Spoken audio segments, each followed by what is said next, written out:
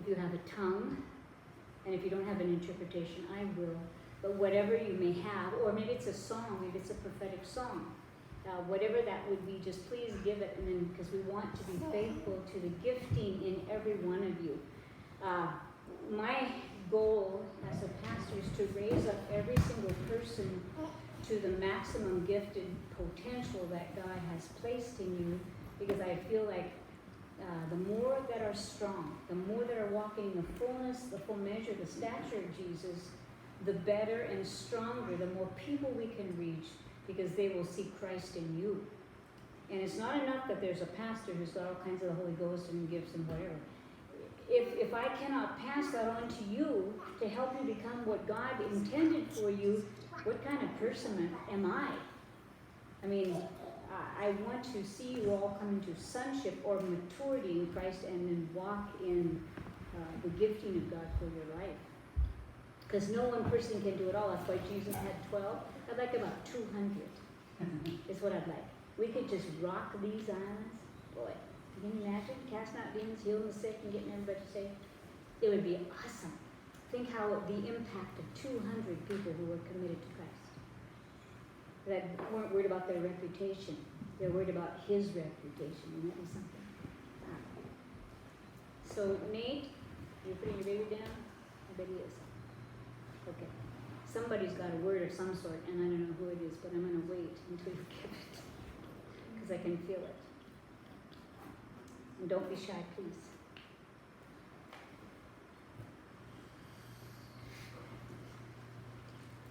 Probably it's Nate. He's putting the baby down. Jeremy, do you have something? Do you have something, Jeremy? Do you have a word? There's something going on, and I hate to go on. So whatever it is, we don't want to let the Lord down.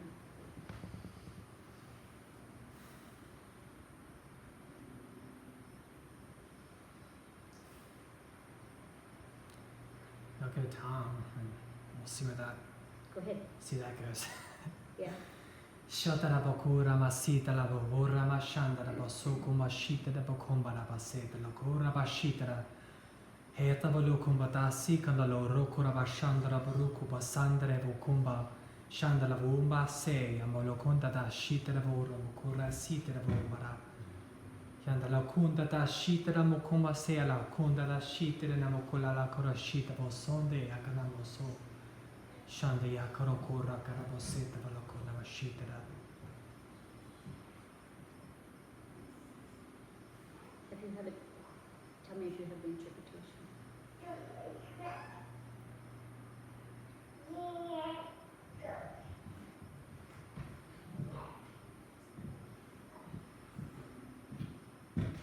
Anybody else have the interpretation for that? No? I see a picture of a person. They're walking, and their shadow is behind them, and the Lord is saying that you have despaired because you feel you are a shadow of the person that he meant you to be, or that you could have been, that you have screwed up substantially, or missed opportunities, or been in the wrong place at the wrong time, or done things that ruined your chances. And it's like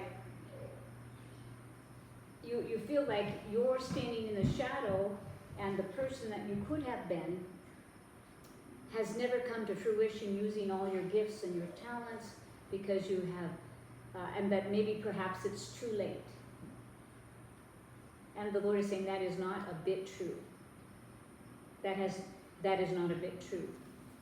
That he has the ability to turn everything to good, everything that has been a mistake, everything that has been the wrong place at the wrong time in your estimation, everything that you have disappointed yourself, or you've disappointed your family, or maybe your loved ones, or you felt you disappointed God, and you were just always in the wrong place at the wrong time, so that you were never able to excel and come into the full stature of who you really are and what he possessed and planned for you. God said it is not too late. It is never too late. When you have me, I can join you back into the full plan for your life. Not to worry about the time frames. Not to think it's passed me by. I'm too old. I've screwed up too much. I can't It will never happen. These dreams that I had are gone. Don't give up those dreams, because He is the one. He says, if you trust Him with all your heart, lean not to your understanding, all your ways, I will direct your path. He will bring you straight into the path. And He said, don't give up and don't turn back, and understand that He has an awful lot of power that you've never even seen demonstrated yet. So do not be disappointed. Do not give up your dreams. Stand fast and see the salvation of God. Thanks, Nick. Now, Go ahead. I just feel like the Lord wants to sing that over Somebody. whoever it is that. Yeah, go right ahead. Don't be discouraged. Don't look to the right or the left. The Lord Himself is raising you up from the dust. He will fill you with His breath, empower you with His Spirit. He will take you to new places. He will take you through the sea. Don't be discouraged. The Lord is filling you. So stand up, rise up, for the Lord Himself will fill you. Stand up, rise up, the Lord Himself will fill you. With wings as eagles, He will lift you up. He will lift you up to a higher place. So don't give up. Amen. So whoever that's for, please embrace the word in the song, because it's for you. And God stopped the whole meeting just to make sure you got the message, okay? That's why when I feel like the emergency brake on, I'm going, oh, we're going to wait until this comes. Yeah. All right. So if you will turn with me in your Bibles to Judges, the 6th chapter. This is called Laugh Like a Dog, Fight Like a Soldier. Laugh like a dog and fight like a soldier. All right? This is out of Judges 6. So we're going to jump right into it. Judges 6, verse 11. This is the story of Gideon. Gideon was, his life roughly was 1208 BC to 1170 BC. Okay? This is like 1200 years before Christ, just so you know. So quite a bit of time before Christ was ever here. This story happened of the young man Gideon. This happened in the place of the valley that we would now call Armageddon, the very, very large valley called the Valley of Jezreel. When we were there the last time, Mary and I, with a bunch of people, we were in the valley, and Megiddo is an old ancient city that has had like 17 civilizations built over the top. Ruth, tell us the passage one more time. Judges 6. Okay. Judges 6. Anyway, Mary and I were there with a bunch of people, and we were up on this little mound of Megiddo, and we were watching this huge valley that it says in Revelation that there's going to be blood all the way up to the bridle of the horses, that there's going to be a cataclysmic event where all of the armies of the earth will come against this tiny nation of Israel, and they'll all make war against it to obliterate the people, and Jesus will come out of the skies like the warrior king riding on a white horse, and He's going to come and He's going to save that small little country, His people. And so we were sitting on this little mound of Megiddo looking off into the valley of where that big battle, and it's beautiful, it's like farming. And it's between mountains. Mount Carmel is there, and there's mountains kind of all around it. So it's this beautiful valley, fertile as can be. And I was reading to them about the battle of Armageddon, and I had my Bible like this, and a wall of rain was coming across the valley. Like you could see the sheets of it, coming across the valley. All of a sudden, it went splat, splat. I went, Lord, don't let it rain on my Bible. And He goes, obviously he heard me because the wall stopped and then it backed up. And it went back across the valley and it left. And I went, oh, thank you. I love you good. I don't want you to eat me the soggy Bible. It's precious to me, okay? So it may be simple prayers that you pray, but never underestimate the power of God to hear your heart cry. You need to stop being so stoic, okay? I'm a cool dude. I just sit and grind my teeth because I can't talk to God because I'm just stoic. Get over yourself, okay? Tell them, say, help me, help me. When I was having my child, I had a little preemie that was 2 pounds 6 ounces, and I'm sitting there, and they tell me he's going to die, and my husband was in a different state, and I was 27 weeks, okay, and he's a 2 pound 6 ounce baby, and they're telling me there's no way that your child will ever make it, okay, and they had given me medicine. My eyes were so closed I couldn't even see because my face was twice the normal size because I was allergic to what they were giving, but they were trying to slow down my labor so that my husband could fly in from Montana so that when the baby died, at least there'd be comfort for me. Okay? That was the University of Washington. So I'm there, and I'm all swollen up. I can't see anything, and the Spirit of God falls on me, and I'm in labor. And I sit up, and I go, this shall not end in death, but this has come that God will be more glorified. And I fall back down and labor. Okay? And they're going like, yeah, woman. I just can't even see him. He's doing weird stuff in there, you know, like, you better get her husband here because she's about to have a nervous breakdown. Okay, but that was the prophetic spirit upon me, okay? And so, sure enough, the doctor comes and says, well, that baby's going to die. They go, no, he isn't. And they go, yeah, he is.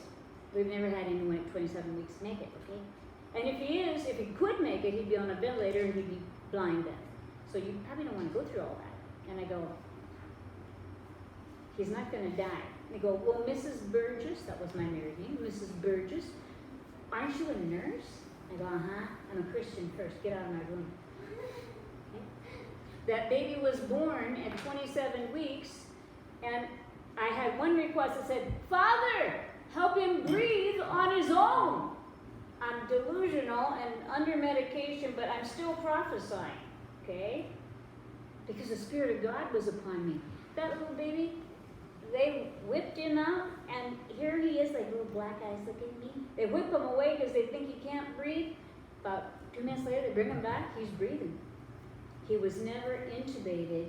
2 pounds 6 ounces went down to 1 pound 10 ounces, 12 inches long, and he breathed on his own the whole time.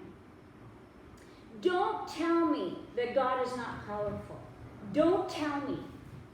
I have miracles in my family because he's powerful and he loves us and he hears us cry out.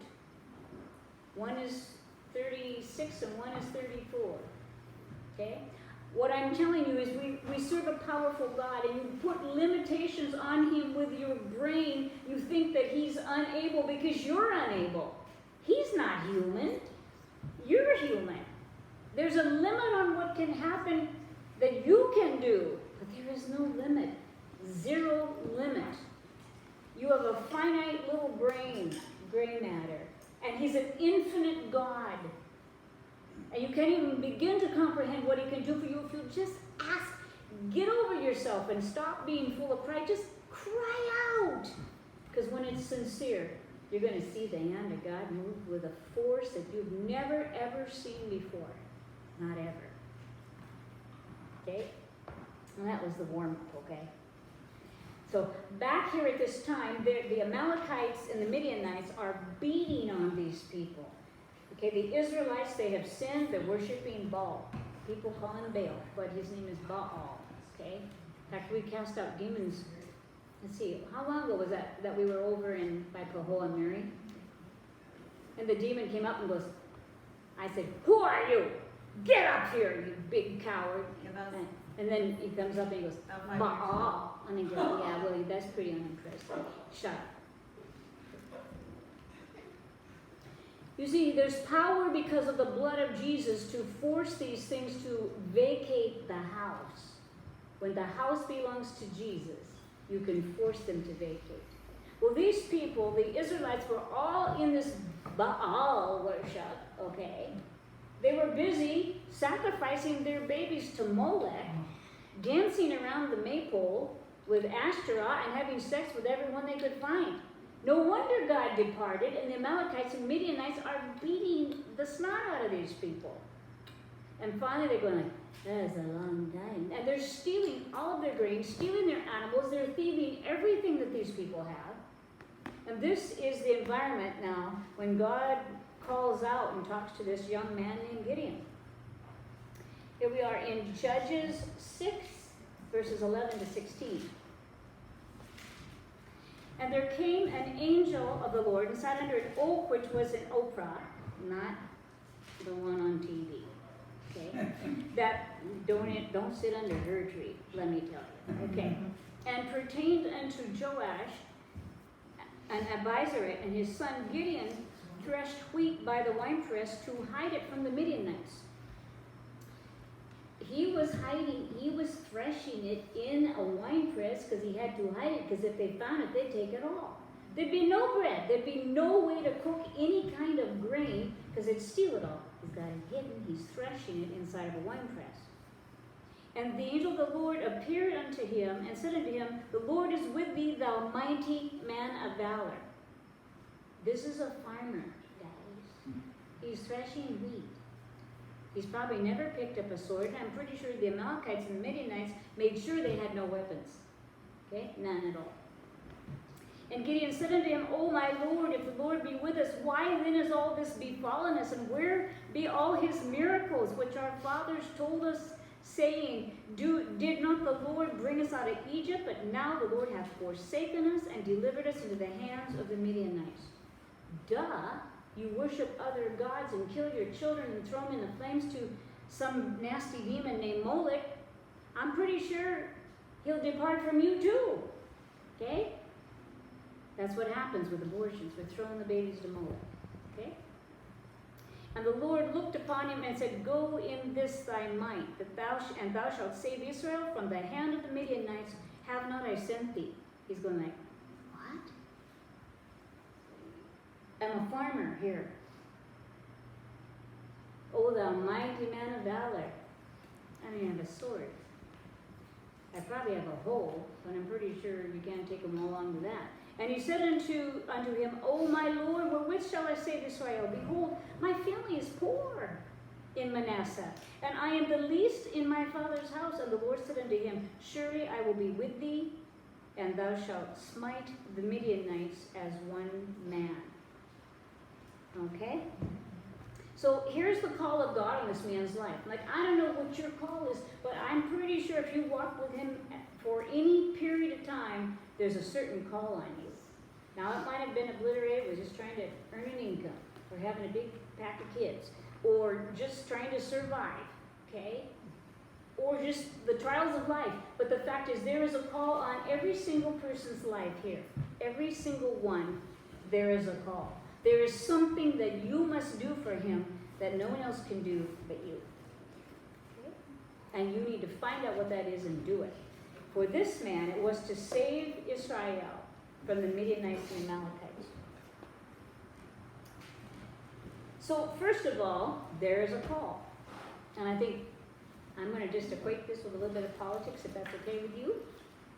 Back in, I think, 2012, someone approached Donald Trump and said, America's going to hell in a handbasket. The generals, the military, approached him and said, you need to help. If you can help, you should help. We're in trouble here. So there was a call that went forth to raise up a leader for such a time as this.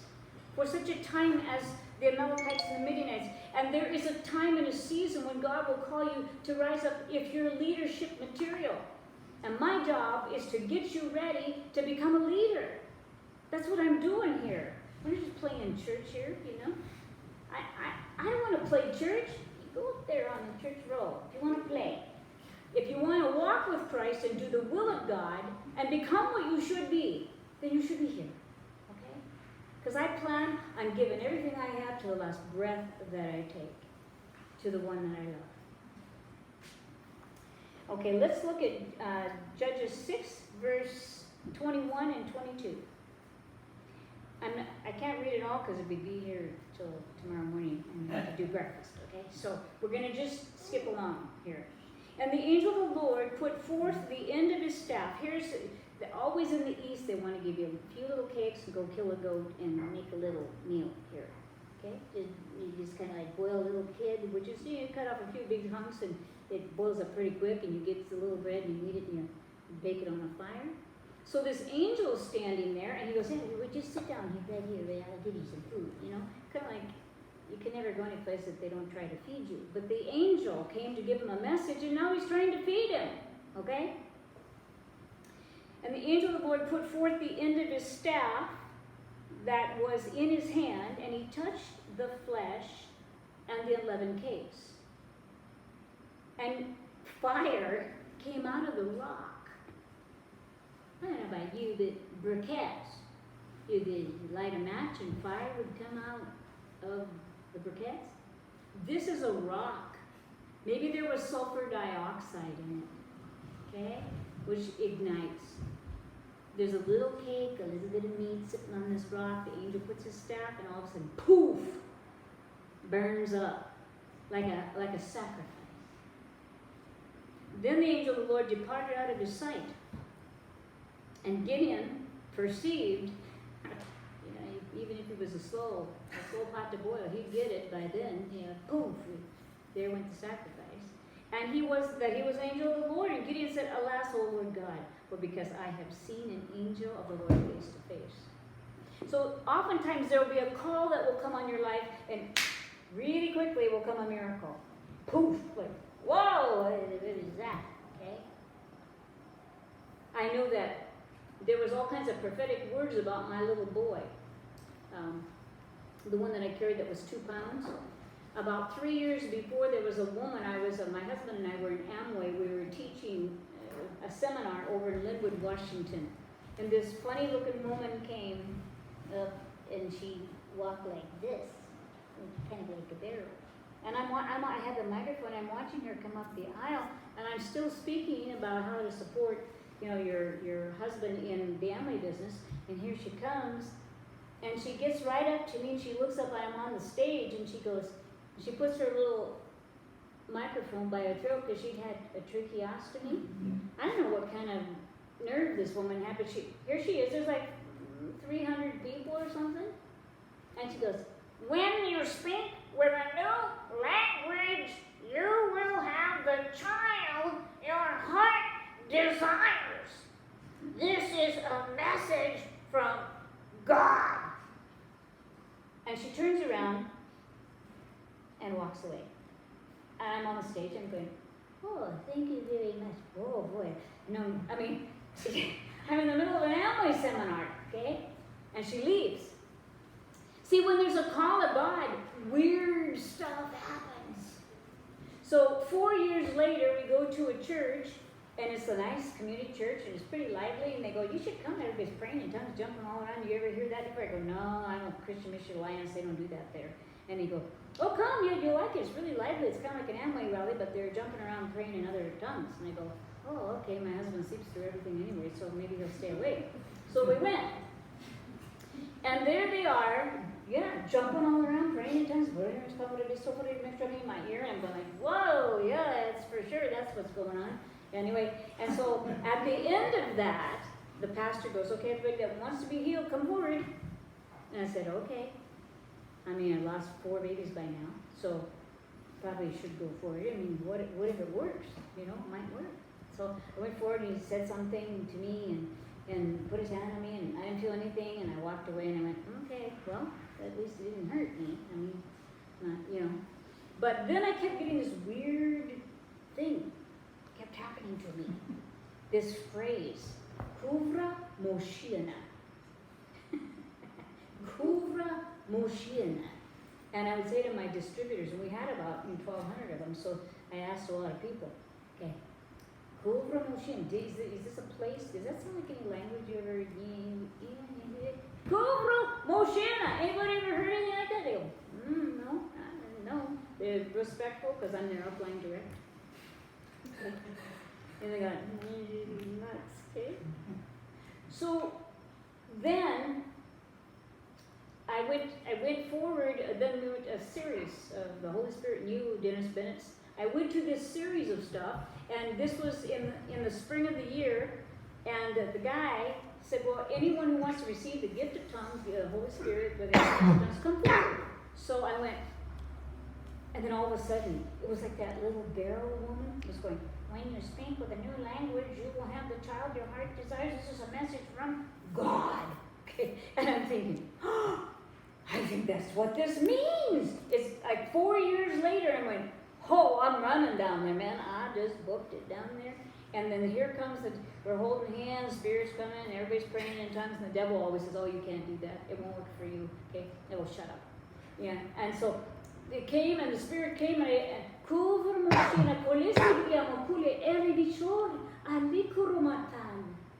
okay?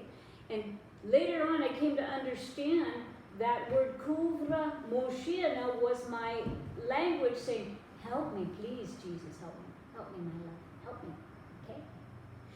And so I got this tongue, so I went back to where my lump of a guy was sitting there, and I said, let's go home and make us one baby. And we did, and Brian was conceived that night. So when they told me, he's gonna die, I go, no, it's not happening. And they go, yeah, he is gonna die. Look at Mrs. Burgess, you're a nurse. I go, yeah, I'm a Christian. First, shut up, get out of my room. Okay. You see, when there is a call of God, miracles begin to happen, and you go like, oh boy, a little spooky. Yeah. You get weird stuff that happens. First, it's the call of God. Then the miracles start happening. Let's talk about his miracles, what happened. Okay, so Judges, we're headed down to Judges 6:25. And it came to pass the same night that the Lord said unto him, take your father's young bullock, even the second bullock of 7 years old, and throw down the altar of Baal that thy father hath, and cut down the grove that is by it. So what they did is they had this grove, and they had this big altar. They'd sacrifice all kinds of things to animals, and who knows, even maybe people, to Baal in this grove of trees, all right?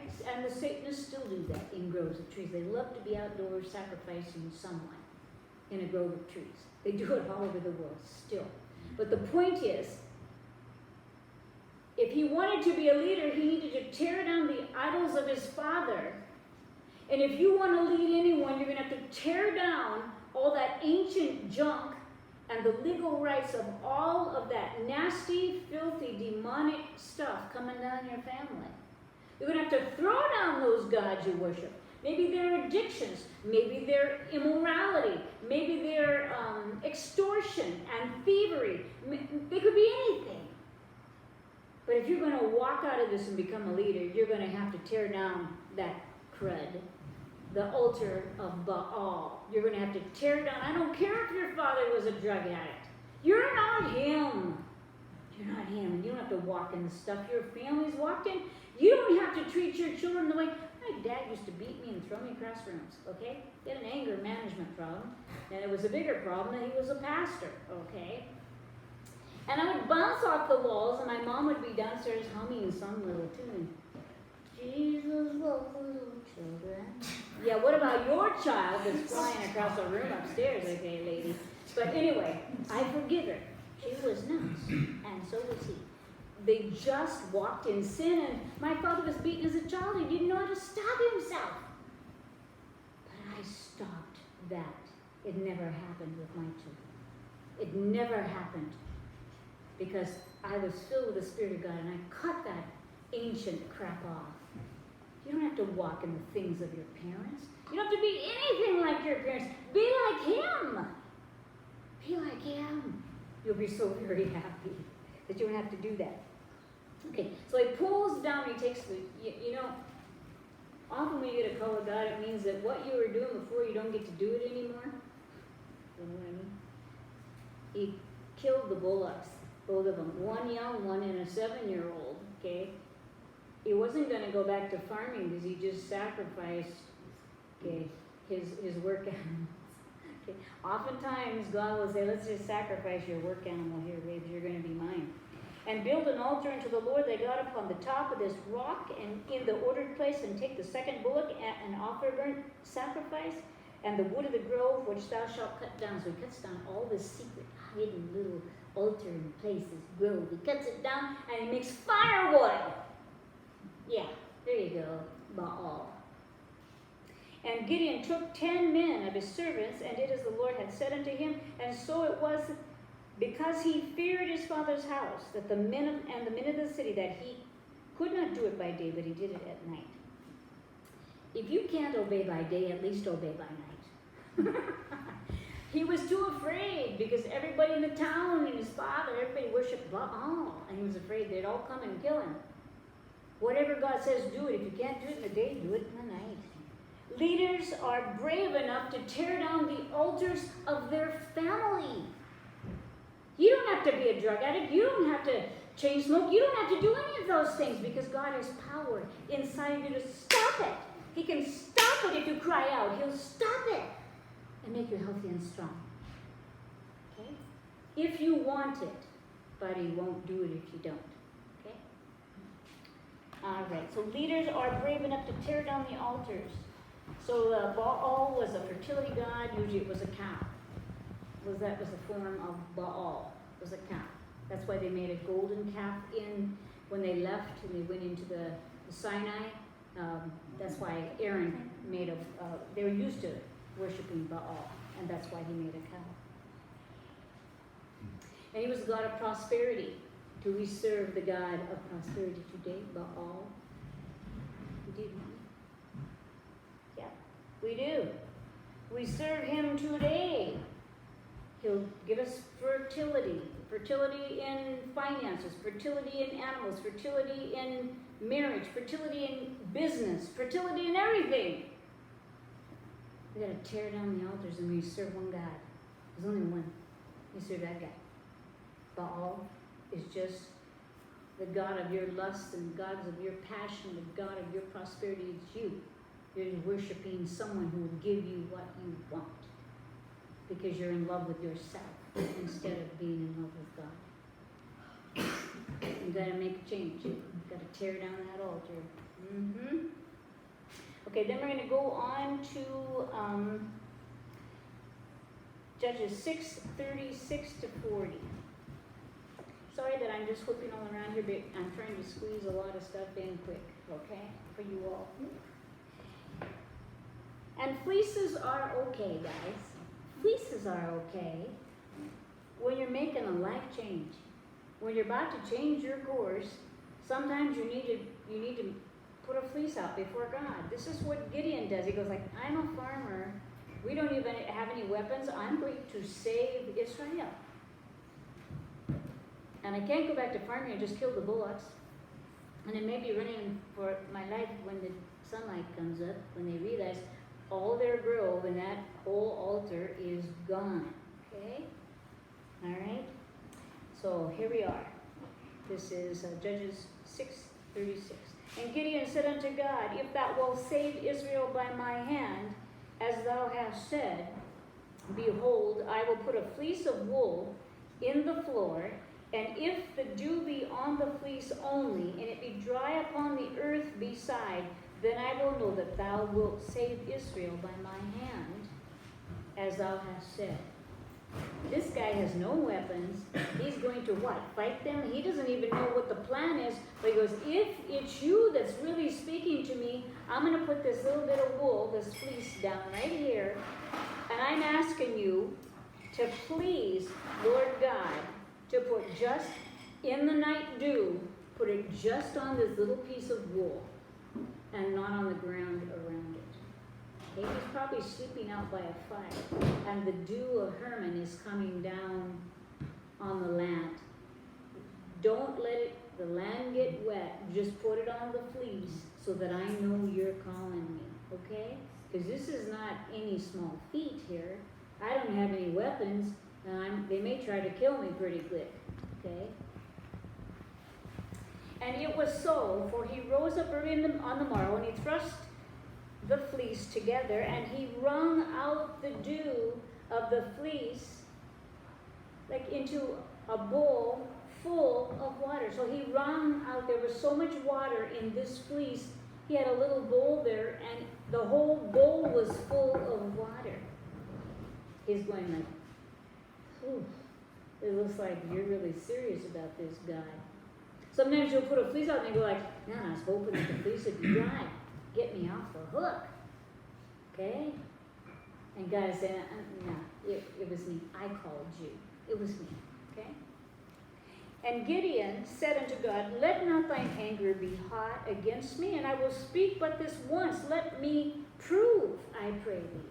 I need more proof, because this is like, could pretty much kill me. Pretty sure. Yeah? Probably may not make it out of this life. I gotta know you're telling me that I'm the one. I gotta know it. And prove it. Sorry, I'm not trying to be a pain in your neck, God. I just need to know for sure.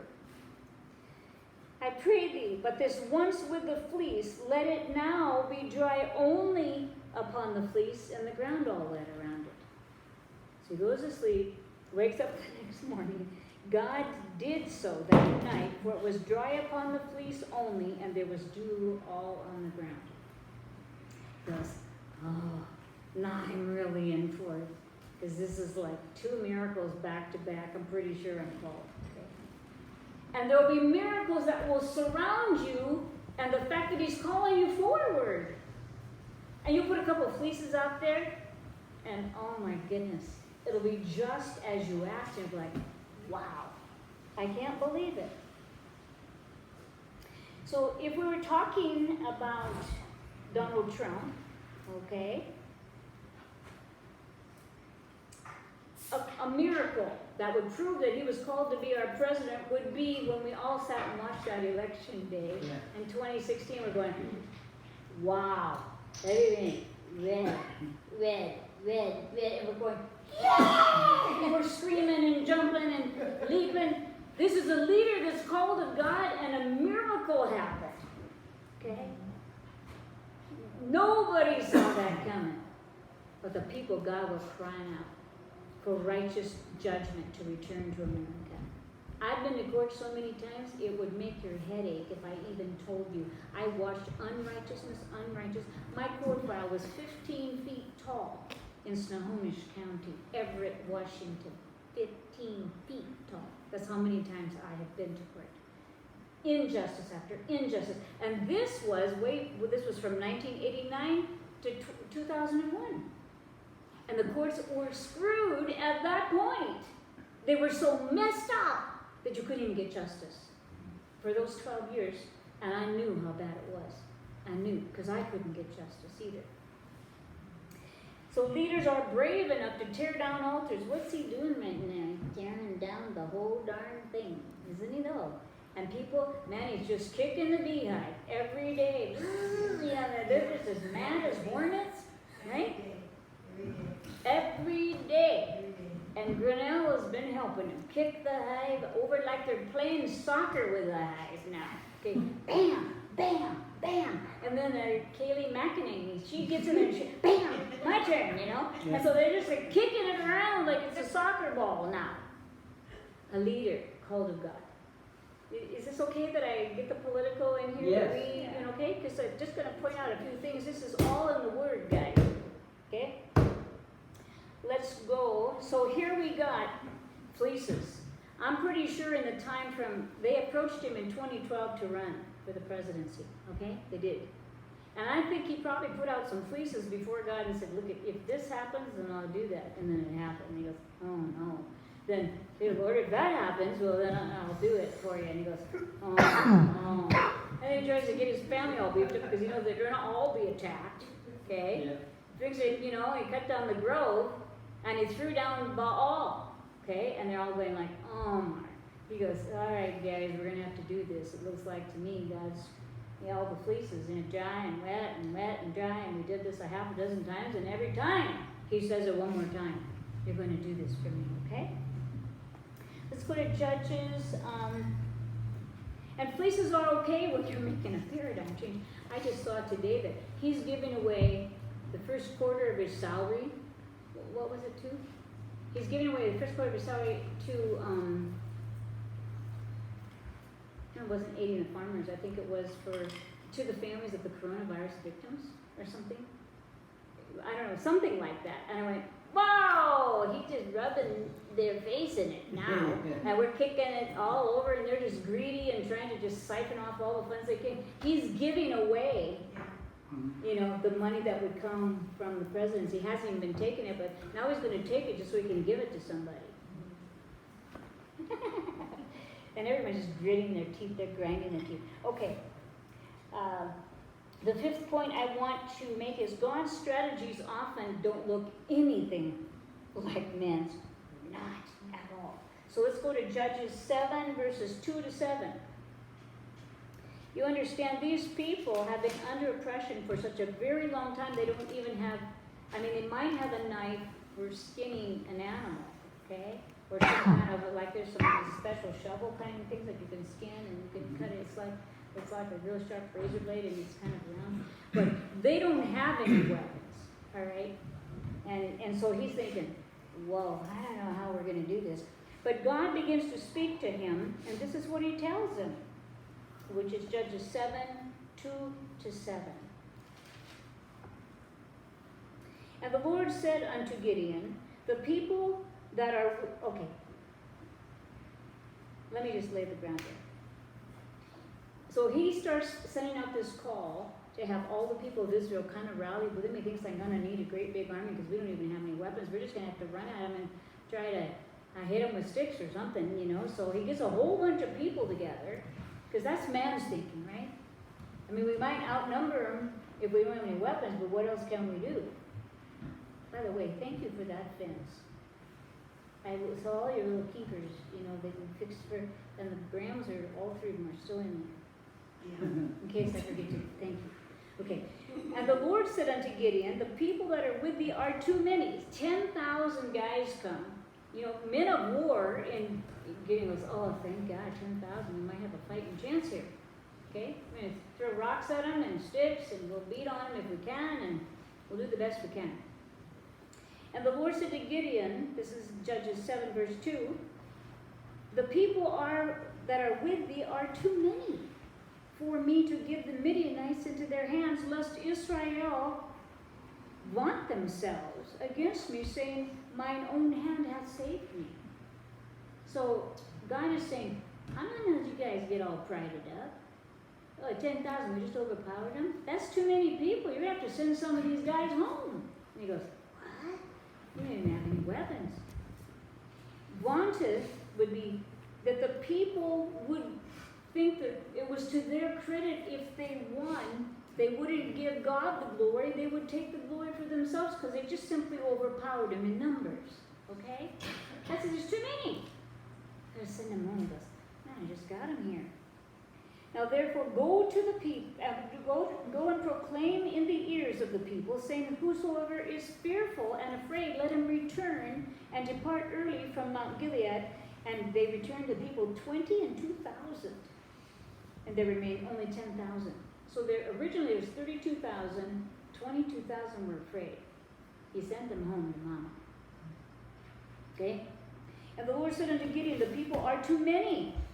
This is 10,000 now. There's still too many. The people are yet too many. Bring them down to the water, and I will try them there. And it shall be that of whom I say unto thee, this shall go with thee, the same shall go with thee.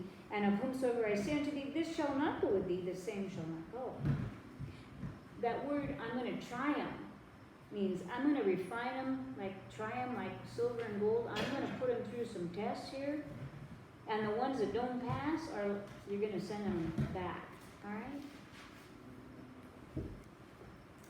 So he brought the people down unto the water, and the Lord said unto Gideon, and here's the title of our sermon, Laugh like a dog and fight like a soldier.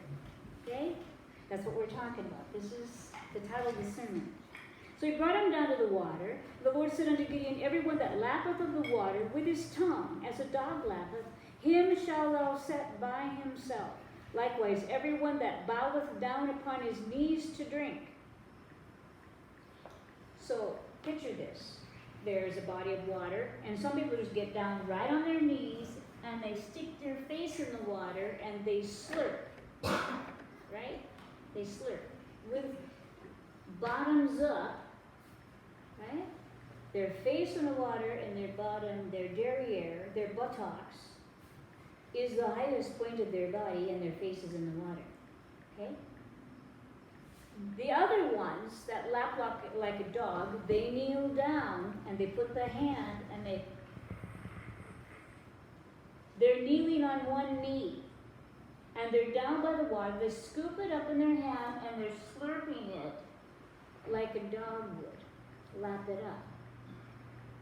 You know, well, what's the point of this? Let's read on. What are you saying here? What kind of weird sermon is this? And the number of them that lapped, putting their hand to their mouth, were 300 men, but all the rest of the people bowed down upon their knees to drink water. And the Lord said unto Gideon, by the 300 men that lapped will I save you, and deliver the Midianites into thy hand, and let all the other people go every man into his place. That's 9,600 and what? Or 700, 9,700 went home. 300 were vigilant. You're going like, what is the point of this? What are we talking about? What are you doing? Why are we here? The food was good, but this is long. Okay? Something like that. When you have your face down and your buttocks in the air, anybody could beat you to death. When you're not vigilant enough to keep your eyes watching, and you're down on one knee, you're watching. You wouldn't want to go to combat with someone, would you, that has their butt in the air and their face in the water? They're like, man, you don't got my back, you don't even got your back. Yeah. Okay? You don't have it. Vigilance is wakefulness, watchfulness, alertness, observance, surveillance, wariness. You don't have to trust everybody. You don't have to trust me, but you should watch me for a while before you make your mind up. Okay? Being vigilant means you're vigilant about who's around your family. You're vigilant about where your labor's going. You're vigilant about your sheep. So you hire some guy to please put a fence up really good because someone's threatening me because my ram's getting out. Okay? You're vigilant about your food, that it's delicious, that you're making things good. You're vigilant about your finances. You're vigilant about your animals, about your children. You're a soldier. You're a soldier. You're lapping. You're kneeling down and watching with vigilance. I was stalked by the occult for years with my ex-husband. The fact is, he joined a bunch of witches, became a Satanist. And they threatened to kill me all the time. I had to be vigilant even in my sleep and even at night. Had all those homes with those elderly people in there. Man, I'd walk that off. I'd be almost asleep and I heard the Lord say, you know, you need to anoint this property. I'd get out there at 2 o'clock in the morning because something bad was coming. I'd be out there with my oil. I'm a woman that's working 14-hour days, sometimes 18-hour days. I'm out there with my oil and I'm every fence post.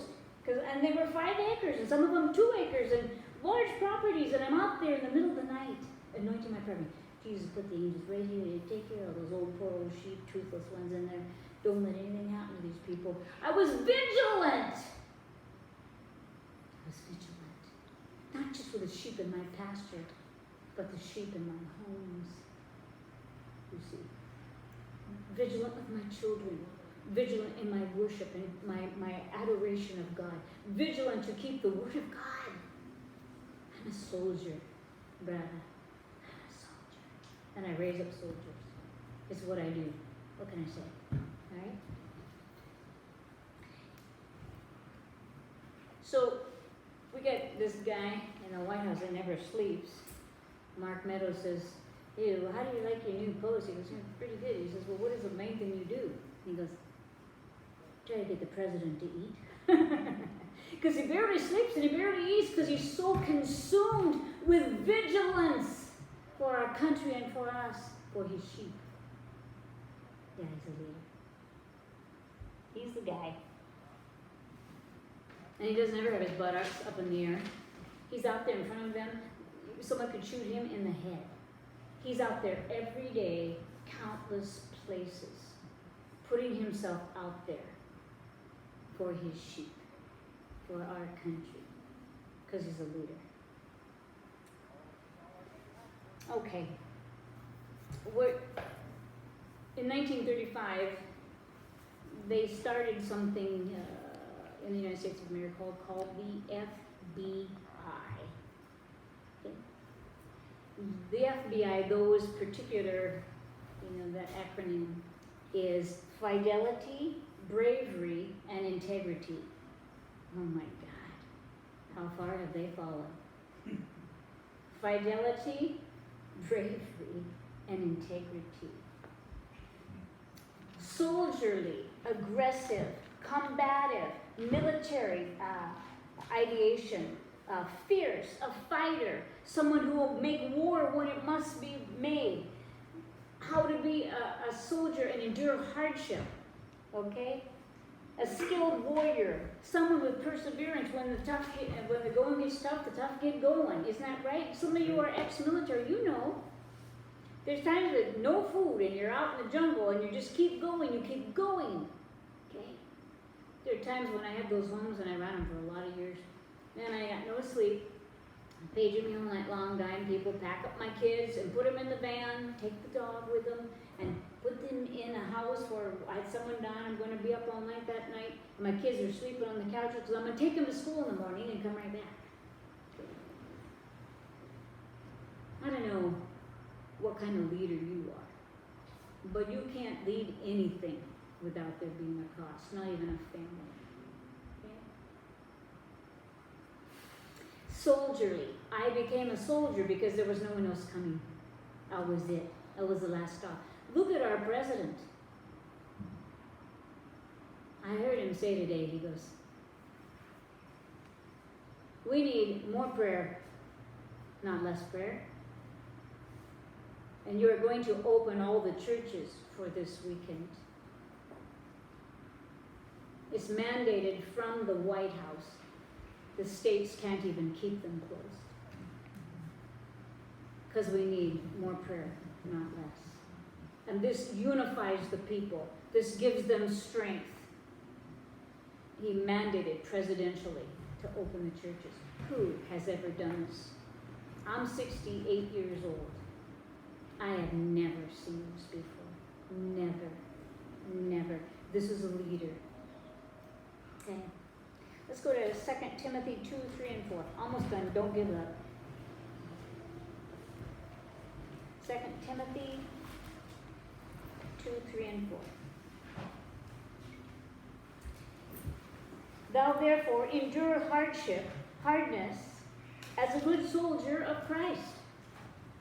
And my life is very cushy, and I didn't get to that sale, and now Macy's isn't open, and life just sucks. But I can't do it. I just didn't want to fly it a while. I can't do that, and and the internet's taken off all of my favorite people and demonetizing them. Life is just awful. We haven't begun to endure hardship yet. Brace yourself and stand up and be counted. Stop being such a wimp. Okay? And I'm talking about women and men. Man, I could outwork circles around people at a very young age. I could just work circles around them. Like they'd fire 2 nurses and put me in there. Save the hospital tons of money. Okay? It's because I loved what I did and I was a good shepherd even as a kid. I was a good shepherd. My animals were the best taken care of when I'm just a little girl. I was being beaten and thrown across rooms, but my animals, man, they were made out like a bandit. Little scraps of food and petting them. Today I had a sick chicken, and I'm pretty sure the people over at the farm are looking at me like, what is she doing? Because I took my sick chicken because it's too dark and it's all under the trees. It's not good for chickens not to get any sunshine. And someone left the door open and the roosters was already not feeling well and they jumped on her and hurt her worse. Okay? So I took her out in the sun while I was taking care of the sheep. Mary and I are playing with all our sheep and she's petting everybody she can. And I'm laying out in the grass with this chicken, giving her medicine. She's just a chicken. But she happens to be my chicken. Okay. The difference between my chicken and everybody else's chicken is if there's any way to help her at all, I'm going to do this. Okay. If there's any way to help you, I'm going to do this. That's what leaders do. That's what people who are good shepherds do. They take care of their people. They take care of their animals. They take care of their homes. They take care of their lands. And if you're faithful little, he'll make you ruler of much. Okay? But you've got to learn to endure like a good soldier. I was the last ditch attempt to save these people's life. If I didn't save them, no one was going to save them. I'd sit in a chair all night, lay hands on them and say, I rebuke the spirit of death. We can't have her. It's not time. After she gets saved, we'll think about it, but not tonight. Okay? And I fought for my people, and I never lost anyone to get saved. I'd fast and pray and say, you're coming into the kingdom, baby, because I'm not letting you die until you do. That's it. That's how it is. You come to my house, I'm not sending you to the hot spot. I won't do it. Okay? So you learn to endure hardness as a good soldier. Buck up. Life isn't a bowl of cherries, and nobody ever promised you that. Stop getting all wimped out. Stand up strong. Be a soldier. Stand up and tell people, hey, you need Jesus, because it's going to go farther down the drain here if you don't bail right now on those spirits that are pulling you towards the center of the earth. It's not journey to the center of the earth. It's going to hell in a handbasket. Okay? That's what it's about. No manner that warreth entangleth themselves with the affairs of life, that he may please him who hath chosen him to be a soldier. Who chooses you to be a soldier? It's the big commander-in-chief. Jesus the Christ, the commander-in-chief. All right? So if you're not a soldier, this is what you'll look like. If you know you need to change and you haven't changed yet, you'll look like this. You'll be, remember Popeye who eats the spinach and the big bumps and, you know, like that? And Wimpy eating burgers. Hamburgers. Another hamburger. Okay? Okay? There's that's the dichotomy. You have wimpish or you have Popeyes. Okay? It really doesn't work well between. You're one or the other, okay? So a wimpy would be unsoldierly, unaggressive, hush puppy. We don't raise our hand up. We just sit here and take whatever comes because we don't want anyone to not like us. And God forbid. Want to keep peace with all men, so we're going to roll over for anybody. Okay. Unable to endure. They don't, any discomfort is like, oh, they didn't think they can do this. It's just too uncomfortable. Okay? A quitter that goes, oh, this is too hard. I'm going to turn back now. Okay, good luck with that. You're going to get pegged the minute you turn around. Okay? Minimal activity. They'll just roll over for anybody. It doesn't matter if you're telling them a lie. Oh, that's nice. Tell them the truth. They go, oh, that's pretty good. I mean, they're just going to go with anybody. Okay? This country is not worth fighting for. We're just going to go with the deep state because it takes too much effort to fight back. Okay? I want you to understand something. Soldiers of the cross. Let's look at Judges 7:22. Judges 7:22. We're almost done. Please don't give up on me. Judges 7:22.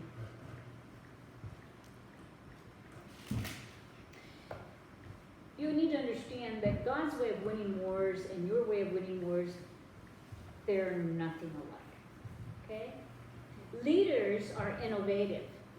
You're like, why didn't he get ready? He should have put them all in stocks already or Gitmo or somewhere.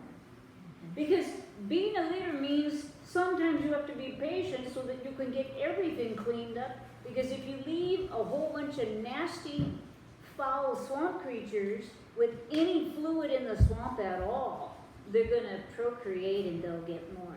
You gotta drain the whole bad bugger just like you do a septic tank. Man, pump that sucker until nothing's coming out. Pump it, baby, pump it, okay? Until they're just, oh, we have no slime to breathe in. Oh, we gotta run for it. Okay, then just net them, okay? Net them. Come on, this is not a joke. This is our lives. This is your kids' lives. This is everybody. We should be praying night and day. This is God's plan. Okay, these are the people, 300 guys that are real brave now. No weapons. Okay? Because leaders are innovative. And God can lead you through the worst and you'll come out. He'll work everything for good. You go, well, how could this all work for good? Because He can work anything for your good. Anything. As long as you're obedient and you walk with Him, He'll turn everything for your good.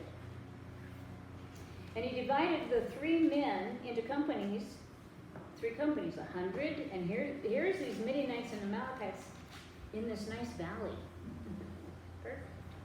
And He puts 100 here, 100 on this side, and 100 on that side. Okay?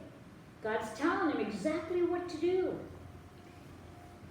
And in every man, his hand, He gives him a trumpet. You got a chauffeur right behind that TV set. Big Rams one, a trumpet, and He gives them empty pitchers with a lamp inside. So there they are, 100 here, 100 here, and 100 here. And He said unto them, look on me, and do likewise. And behold, when I come to the outside of the camp, it shall be that as I do, so shall you.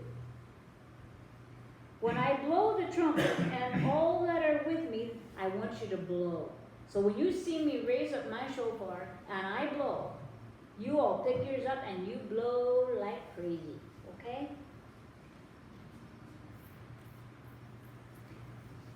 When I blow the trumpet, and all that are with me, then blow ye the trumpets on every side of this camp, and say, yell, the sword of the Lord and Gideon. Okay? The sword of the Lord and Donald Trump. Right? Are you soldiers? Are you in this war? The sword of the Lord. The important part is not Donald Trump, it's the sword of the Lord, because the sword of the Lord is going with Donald Trump. That's why these swamp creatures go, and get him. Okay? So Gideon and the 100 men that were with him came unto the outside of the camp in the beginning of the middle watch, and they had but newly set the watch, and they blew the trumpets, and they brake the pitchers in their hands. And there's their lamps, and they're screaming, the sword of the Lord and Gideon. And look at what God did. No weapons. And the 3 companies blew the trumpets. They brake the pitchers and held the lamps in their left hands and the trumpets in their right hands to blow withal. And they cried, the sword of the Lord and Gideon. And they stood every man in his place round about the camp. And all the host ran, and they cried, and they fled. And the 300 blew the trumpets, and the Lord set every man's sword against his fellow. They didn't even need any swords, because the people turned their swords on each other and killed each other. We say, yes, Lord, may the deep state players turn their swords on each other. Yes. We'll yell, the sword of the Lord in Donald Trump, and turn them on each other. And even throughout all the hosts, and the hosts, they fled to all these places, and they killed each other. They killed each other along the way. And we say, yes, Lord, drain the swamp. Yes, May Lord. the swamp creatures blow up their swords and just chop each other to bits. May they rat out each other, rat like the little stinking rats that they are. May they gnaw upon each other until, Father, they have eliminated one another. So we say, oh God, God of this earth, God of the heavens, God of our lives, we petition you that our weapons are mighty to the pulling down of strongholds. And we say, oh holy God, oh holy God, Sivel iputanasu, rahatinimir, vesuliki arave tunaman, verur apachunhat, kevile orota, mesuva. May you come with your power and your might, and may they rout themselves and kill one another and rat out one another, and may you drain the swamp in such a way that there is not one bit of slime for any of them to crawl under ever again. That's right. And may you come now and plow it into a fertile field, that righteousness and justice will prevail again in the United States of America. Give us a reprieve from evil. We pray in Jesus' powerful name. Amen. Amen. That's it, guys. Never stop an enemy from destroying himself. Exactly. Yeah.